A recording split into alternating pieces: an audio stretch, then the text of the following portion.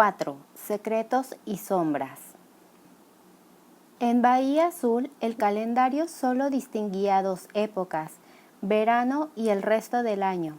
En verano las gentes del pueblo triplicaban sus horarios de trabajo, abasteciendo a las poblaciones costeras de los alrededores que albergaban balnearios, turistas y gentes venidas de la ciudad en busca de playas, sol y aburrimiento de pago.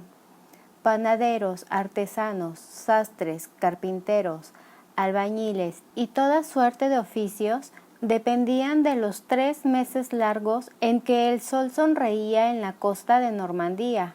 Durante esas 13 o 14 semanas, los habitantes de Bahía Azul se transformaban en laboriosas hormigas para poder languidecer tranquilamente el resto del año como modestas cigarras.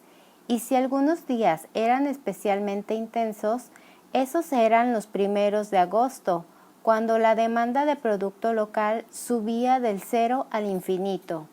Una de las pocas excepciones a esa regla era Christian Hooper. Él, como los demás patrones de pesqueros del pueblo, sufría el destino de la hormiga 12 meses al año. Tales pensamientos cruzaban la mente del experimentado pescador todos los veranos por las mismas fechas, mientras veía cómo el pueblo desplegaba velas a su alrededor. Era entonces cuando pensaba que había equivocado la carrera y que más sabio hubiera sido romper la tradición de 7 generaciones y establecerse como hostelero, comerciante o lo que fuera. Tal vez así su hija Hannah no tendría que pasar las semanas sirviendo en Cravenmoor, y tal vez así el pescador conseguiría ver el rostro de su esposa más de 30 minutos diarios, 15 al amanecer, 15 al anochecer. Ismael contempló a su tío mientras ambos trabajaban en la reparación de la bomba de achique del barco. El rostro meditabundo del pescador lo delataba. «Podrías abrir un taller de náutica», apuntó Ismael. Su tío contestó con un graznido o algo similar.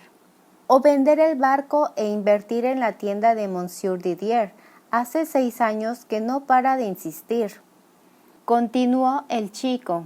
Su tío interrumpió la tarea y observó a su sobrino.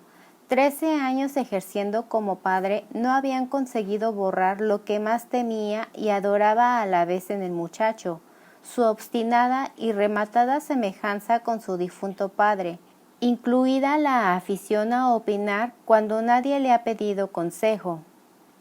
«Tal vez deberías ser tú quien hiciese eso», replicó Christian. «Yo ya voy para los 50, uno no cambia de oficio a mi edad». «Entonces, ¿por qué te lamentas?» «¿Y quién no se lamenta?» Ismael se encogió de hombros. Ambos se concentraron de nuevo en la bomba de achique. «Está bien, no diré ni una palabra más», murmuró Ismael. «No tendremos esa suerte. Refuerza ese tensor». «Ese tensor no tiene remedio. Deberíamos cambiar la bomba. Un día vamos a tener un susto». Hubert ofreció su sonrisa predilecta, reservada a los tasadores de la lonja, las autoridades del puerto y los pardillos de diverso pelaje. «Esta bomba perteneció a mi padre, antes a mi abuelo, y antes de él...» «A eso me refiero», atajó Ismael. «Probablemente haría más servicio en un museo que aquí». «Amén». «Tengo razón, y tú lo sabes». Hacer rabiar a su tío era, con la posible excepción de navegar en su velero, una de sus ocupaciones predilectas. «No pienso seguir discutiendo sobre ese tema. Punto. Fin. Se acabó». Por si quedaba poco claro, Hooper remató su sentencia con una vuelta de llave enérgica y decidida. Súbitamente se oyó un sospechoso crujido en el interior de la bomba de achique. Hooper sonrió al muchacho. 2 segundos más tarde, el tope del tensor que acababa de asegurar salió catapultado en trayectoria parabólica sobre las cabezas de ambos, seguido de lo que parecía un émbolo, un juego completo de tuercas y quincallería sin identificar. Tío y sobrino siguieron la evolución de la chatarra hasta que aterrizó con poca discreción sobre la cubierta del buque contiguo, el barco de Gerard Picaud. Un antiguo boxeador con la constitución de un toro y el cerebro de un percebe examinó las piezas y, acto seguido, oteó el cielo. Rupert e Ismael intercambiaron una mirada. No creo que vayamos a notar la diferencia, sugirió Ismael. Cuando quiera tu opinión, la pedirás, de acuerdo. A propósito, me preguntaba si te importaría que me tomase el próximo sábado libre. Quisiera hacer algunas reparaciones en el velero. ¿Esas reparaciones son, por casualidad, rubias de 1,70 m y ojos verdes? Dejó caer Rupert. El pescador sonrió ladinamente a su sobrino. Las noticias corren rápidamente, dijo Ismael. Si de tu prima dependen, vuelan, querido sobrino. ¿Cuál es el nombre de la dama? Irene. Ya veo. No hay nada que ver. Tiempo al tiempo. Es agradable, eso es todo. Es agradable, eso es todo, repitió Rupert, imitando la voz de fría indiferencia de su sobrino. Mejor olvídalo, no es buena idea, trabajaré el sábado. Cortó Ismael. Pues hay que limpiar la sentina, hay pescado podrido desde hace semanas y huele a demonios. Perfecto. Rupert soltó una carcajada. Eres tan tosudo como tu padre. ¿Te gusta la chica o no? Sí. Conmigo no uses monosílabos, Romeo. Te triplico la edad. ¿Te gusta o no? El chico se encogió de hombros. Sus mejillas ardían como melocotones maduros. Por fin dejó escapar un murmullo ininteligible. Traduce, insistió su tío. He dicho que sí, creo que sí. Casi ni la conozco. Bien, eso es más de lo que pude yo decir de tu tía la primera vez que la vi, y al cielo pongo por testigo de que es una santa. ¿Cómo era de joven? No empecemos, o te pasas el sábado en la sentina, amenazó Rupert.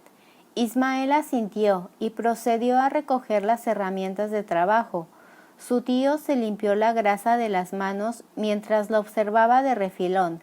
La última chica por la que hubiera mostrado interés había sido una tal Laura, la hija de un viajante de Burdeos, y de eso hacía casi 2 años. El único amor de su sobrino, al margen de su intimidad impenetrable, parecía ser el mar y la soledad. La chica debía de tener algo especial. Tendré la sentina limpia antes del viernes, anunció Ismael.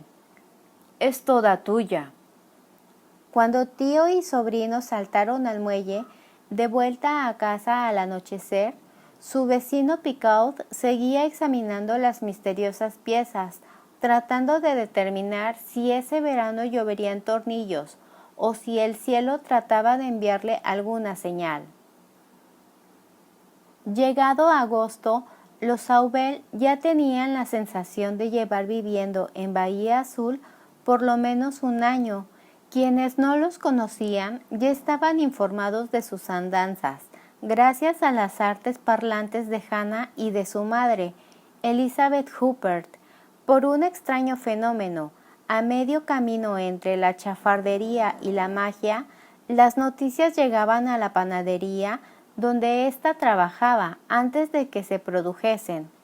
Ni la radio ni la prensa podían competir con el establecimiento de Elizabeth Rupert, croissants y noticias frescas del amanecer al crepúsculo. De tal modo, para el viernes, los únicos habitantes de Bahía Azul que no estaban al corriente del supuesto flechazo entre Ismael Rupert y la recién llegada Irene Saubel eran los peces y los propios interesados. Poco importaba si algo había pasado o si llegaría a pasar.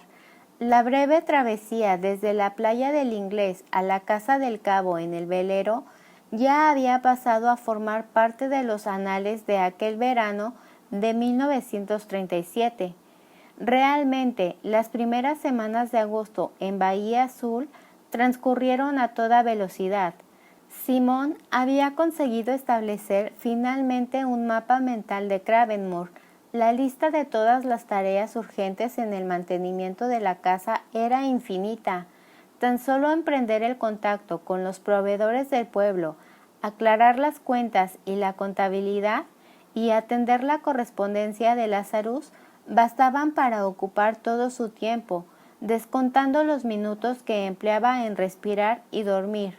Dorian, armado de una bicicleta que Lazarus tuvo a bien regalarle como obsequio de bienvenida, se convirtió en su paloma mensajera y, en cuestión de días, el muchacho se conocía el camino de la playa del Inglés piedra a piedra, bache a bache.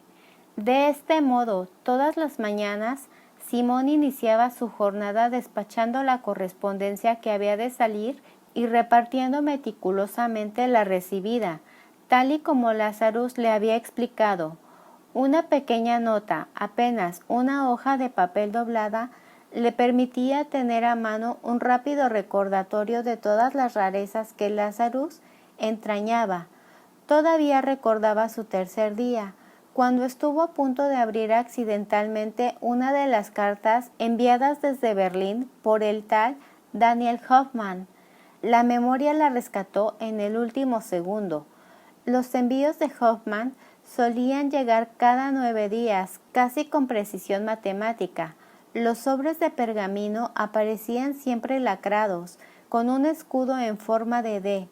Pronto, Simón se acostumbró a separarlos del resto e ignoró la particularidad del tema. Durante la primera semana de agosto, sin embargo, sucedió algo que despertó de nuevo su curiosidad por la intrigante correspondencia del señor Hoffman.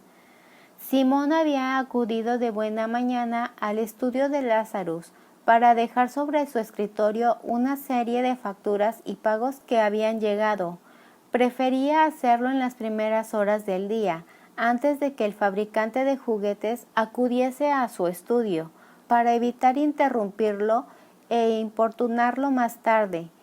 El difunto Armand tenía el hábito de empezar su jornada revisando pagos y facturas mientras pudo. El caso es que aquella mañana Simón entró como era habitual en el estudio y advirtió el olor de tabaco en el aire, lo que hacía suponer que Lazarus se había quedado hasta tarde la noche anterior. Estaba depositando los documentos en el escritorio, cuando observó que había algo en el hogar, humeando entre las brasas de la madrugada. Intrigada, se acercó hasta allí y trató de dilucidar con el atizador de qué se trataba. A primera vista, el objeto parecía un fajo de papeles atados, que el fuego no había conseguido devorar por completo. Estaba a punto de abandonar la sala cuando, entre las brasas, distinguió claramente el escudo lacrado sobre el fajo de papel. Cartas. Lazarus había echado al fuego las cartas de Daniel Hoffman para destruirlas. Fuera cual fuese el motivo, se dijo Simón, no era asunto suyo. Dejó el atizador y salió del estudio decidida a no volver a curiosear nunca más en los asuntos personales de su patrón.